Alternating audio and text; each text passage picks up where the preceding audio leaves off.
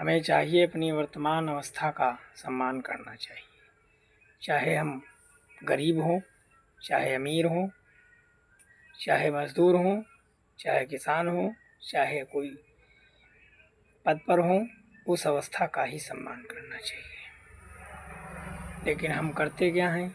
उस अवस्था का ही सम्मान हम नहीं कर रहे हैं। गरीब अपनी गरीबी को स्वीकार नहीं कर रहा है, अमीरी दिखाना चाहता है, अपने घाव को छुपाना चाह रहा है। आँखें कमज़ोर हैं, उसमें चश्मा लगाकर दिखाना चाहता है कि हमारी आँखें मजबूत हैं, देख लो मेरी आँखें मजबूत हैं, कमज़ोर नहीं है।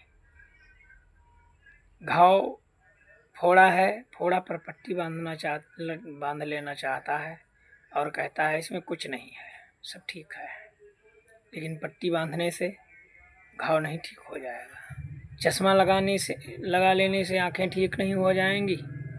इसलिए अपनी अवस्था को स्वीकारो, और यदि अवस्था को स्वीकारोगे तो उसकी दवा भी हो सकती है, उसका इलाज भी हो सकता है।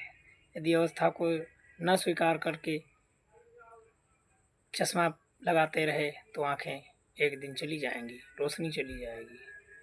गरीबी यदि स्वीकार नहीं की तो आप और गरीब हो जाएंगे। यदि गरीबी स्वीकार कर ली तो आप कमाई में लगेंगे। एक दिन ऐसा आएगा कि आप कमा करके अमीर बन सकते हैं। इसलिए अपनी अमीरी और गरीबी और अवस्था पर ध्यान देना चाहिए।